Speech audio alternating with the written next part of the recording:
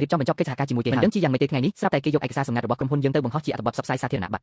ខ្ញុំបានត្រៀមប្តឹងគេរួចរាល់ហើយយ៉ាន់ហ្វីស្អែកនេះពួកយើងណាត់គ្នាស្រស់ស្រូបអាហារបន្តិចយ៉ាងម៉េចដែរចាស់ល្អលោកប្រធានវងអញ្ចឹងជួបគ្នាថ្ងៃស្អែកបាទលាហើយលោកប្រធានយ៉ាងលោកប្រធានវងពួកលោកទាំងពីរសុទ្ធតែជាមិត្តល្អរបស់ខ្ញុំហើយក៏ជាដៃគូសហការរបស់ក្រុមហ៊ុននាពេលអនាគតដែរសូមជូនពរឲ្យកិច្ចសហការនាពេលអនាគតរបស់ពួកយើងប្រកបដោយភាពរីករាយនិងការសហការលោកប្រធានយ៉ាងលោកប្រធានវងហេតុអ្វីបានជាពួកលោកនៅទីនេះហេតុអ្វីក៏មិនហៅខ្ញុំផងអូហូនេះមិនមែនជាលេងមិញហៅទេមកដល់ទីនេះច្បាស់ជាមានការអីហើយមែនទេតើគេឲ្យឯងមកធ្វើអ្វីយកកញ្ចក់ក្រហមមកចែកឲ្យអ្នករាល់គ្នាពួកយើងមិនហ៊ានទទួលទេហេអញពិតជាដឹងមែនលោកប្រធានវ៉ាងកំពុងដេញភ្ញៀវចេញហើយថ្ងៃក្រោយគំនរមនុស្សថោកទាបបែបនឹងចូលមកទៀតប្រយ័ត្នគេប្រាំមិនអាគមឆក់យកសំណាងពីឯងធ្វើឲ្យឯងខាត់បងរលារលួសគ្មានសល់សំបីតែខកខ្លីយ៉ានហ្វៃអញមានសំណាងល្អតាំងពីតូចមកម្លេះចែកឲ្យយើងបន្តិចមានអីទៅមកនិយាយថាបងប្អូនចុះឥឡូវមើលចុះសំបីតែសំណាងបន្តិចបន្តួចក៏ឯងមិនចង់ចែកឲ្យយើងដែរនឹងគេហៅថាជេរមែនទេគឺឯងមានចិត្តអាក្រក់សោះថែមទាំងធ្វើឲ្យខ្ញុំសើចខ្លាំងបែបនេះទៀត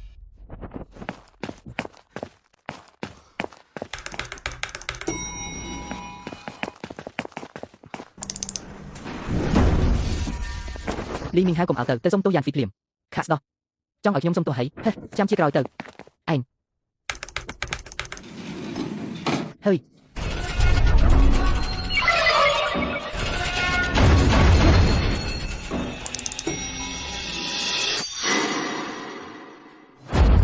ជួយផងយ៉ាងណាក៏បានដែ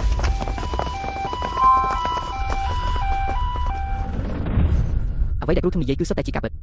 គួនយ៉ាងឈឺត្រូវបានគេបំបីហើយឡៃមិញហៅត្រូវបានរងការវិបត្តិមកវិញខ្លាយជាសេះជាងមុនទៅទៀតសុំសួរថាតើចង់មកទូទីមែនទេខ្ញុំចង់ទូទីថាតើខ្ញុំអាចរស់បានយូរប៉ុណ្ណាទៀត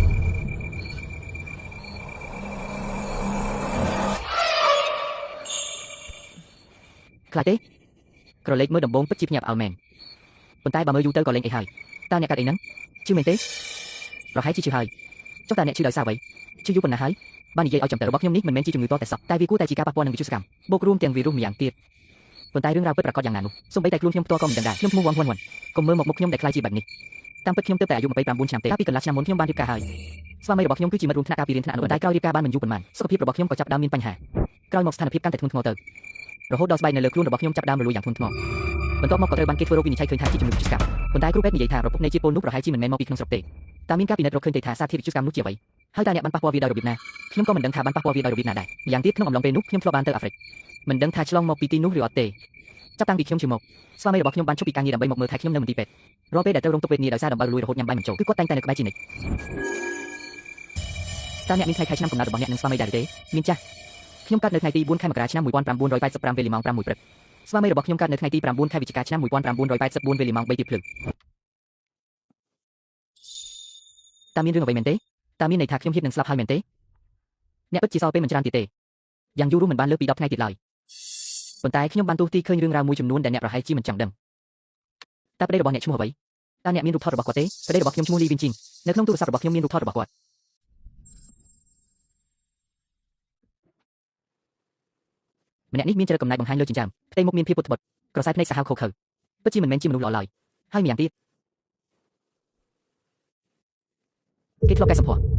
មិនអាចទៅរួចទេខ្ញុំស្គាល់លីវិនជីងតាំងពីនៅរៀនមហាវិទ្យាល័យម្លេះកាលនោះគេក៏មានមុខមាត់បែបនេះដែរហើយនៅក្នុងទូរស័ព្ទក៏មានរូបថតពីមុនដែរគឺមានមុខមាត់បែបនេះរហូតមកខ្ញុំគ្មានផ្លូវមើលច្រឡំទេលើផ្ទៃមុខរបស់ម្នាក់នេះពិតជាធ្លាប់វះកាត់កែសម្ផស្សពីមុនគេមិនមែនមានមុខមាត់បែបនេះទេកាលពីនេះថ្ងៃខែឆ្នាំកំណើតតែអ្នកប្រកាសថាវាត្រឹមត្រូវដែរឬទេតើអ្នកប្រកាសថាថ្ងៃខែឆ្នាំកំណើតប្តីរបស់អ្នកពិតជាត្រឹមត្រូវមែនទេខ្ញុំប្រកាសថាវាត្រឹមត្រូវតើមានបញ្ហាអ្វីមែនទេម្ចាស់ថ្ងៃខែឆ្នាំកំណើតនេះបានស្លាប់បាត់ទៅហើយស្លាប់យ៉ាងហោចណាស់ជាង1ឆ្នាំហើយមិនអាចទៅរួចទេប្រសិនបើអ្នកច្បាស់ថាថ្ងៃខែឆ្នាំកំណើតដែលបានផ្ដល់ឲ្យមកនេះមិនខុសអញ្ចឹងម្ចាស់ហោរិសាសនេះពិតជាបានស្លាប់បាត់ទៅហើយសភាពស្លាប់គឺពិតជាអាណោចអាធំណាស់មើលតាមហោរិសាសរបស់គេបានបាត់បង់ជីវិតនៅឯបរទេសហើយមុនពេលស្លាប់គឺមានការជិះចាប់ជាខ្លាំងមុនពេលស្លាប់សរីរាង្គជាច្រើននៅក្នុងខ្លួនត្រូវបានគេកាត់យកចេញមុនពេលដាច់ខ្យល់គេត្រូវបានគេយកសពទៅបោះចោលក្នុងសមុទ្រគេត្រូវបានគេធ្វើបាបរហូតដល់ស្លាប់គ្រួសាររបស់គេមានជីវភាពធម្មតាឪពុកម្ដាយនៅរស់ទាំងពីរនាក់មានបងស្រីម្នាក់ដែលមានអាយុច្រើនជាងគេ3ឆ្នាំបងប្អូនទាំងពីរនាក់ស្រឡាញ់គ្នាខ្លាំងណាស់ពិតមែនហើ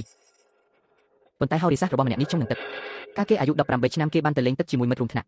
់បងស្រីរបស់គេបានលងទឹកស្លាប់ដើម្បីជួយសង្គ្រោះគេចាប់ពីពេលនោះមកគេក៏បានចាក់ចេញឆ្ងាយពីមាត់ទឹកទាំងស្រុងទើបតែអាចរស់នៅដោយសុខសាន្តបានប្រហែលឆ្នាំនេះពិតមែនហើយរាល់ពេលដែលប្តីខ្ញុំជូនខ្ញុំទៅសមុទ្រគាត់តែងតែនៅឆ្ងាយពីទឹកគាត់ថាជោគវាសនារបស់គាត់ឈុំនឹងទឹកប៉ុន្តែចុងក្រោយគាត់នៅតែស្លាប់នៅក្នុងទឹកដដែលតើអ្នកមានរូបថតពីមុនរបស់គាត់ទេឬក៏រូបថតរួមគ្នារបស់ពួកអ្នកមានតែក្នុងទូរស័ព្ទខ្ញុំនៅមានរូបថតពីមុនដែរ